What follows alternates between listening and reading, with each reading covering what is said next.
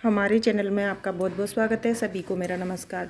तो आज मैं आपको बताऊंगी कि कार्तिक पूर्णिमा के दिन आपको तुलसी की लकड़ी का दीपदान कैसे करना है। मैं आपको आज 2 तरीके बताऊंगी और आपको यह दीपदान भगवान विष्णु के आगे करना है।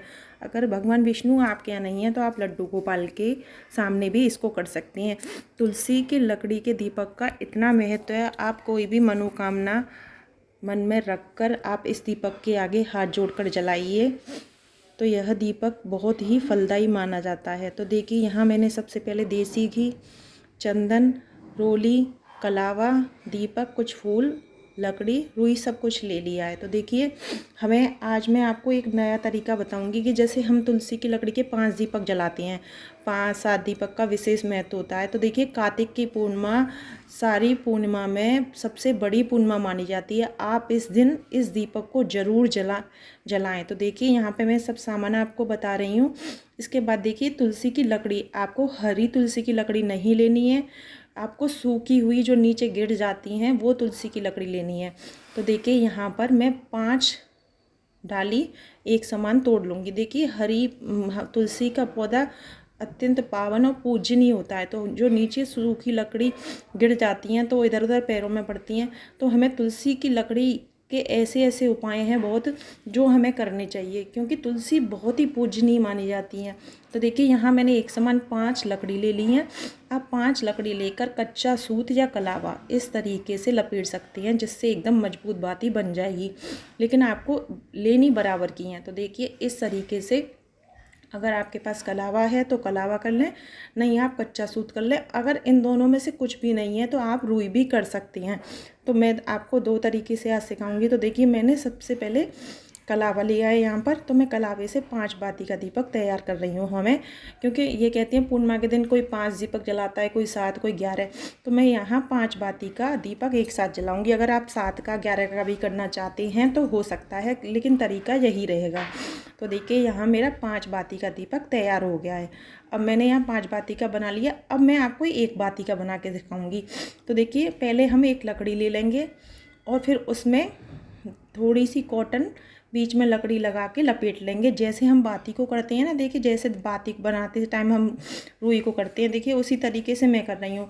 कहा जाता है कि तुलसी में सभी देवी देवताओं का वास होता है, लेकिन जब वो लकड़ी नीचे टूट जाती है तो वह मृत हो जाती है। हरी भरी तुलसी की तो हमें बहुत पूजा करनी चाहिए, लेकिन जैसे लकड़ी टूट के नीचे गिर गई है वो पे।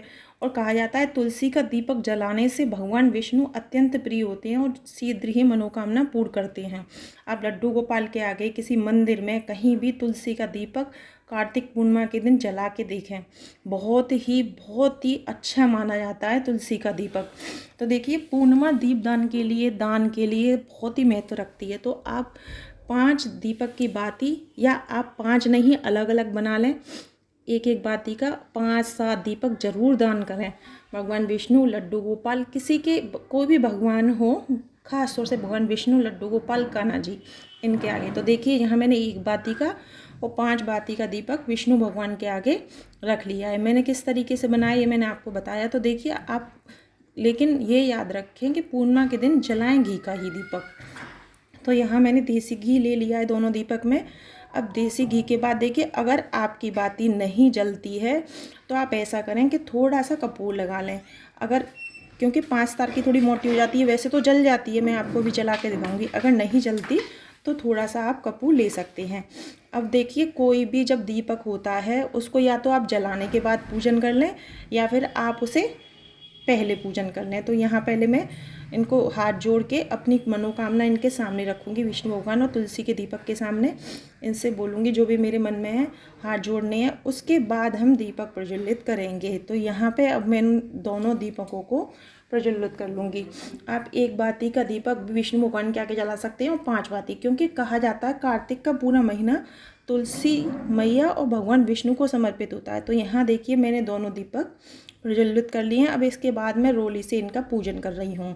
विष्णु भगवान को चंदन विशेष प्रिय है, तो इसके बाद मैं करूँगी चंदन से पूजन, क्योंकि कहा जाता है खाली दीपक कभी नहीं जलाते हैं, दीपक का पहले पूजन करना चाहिए, तभी उसका असली फल मिलता है। तो यहाँ मैंने रोली और चंदन से पूजा कर ली है दोनों दीपकों की।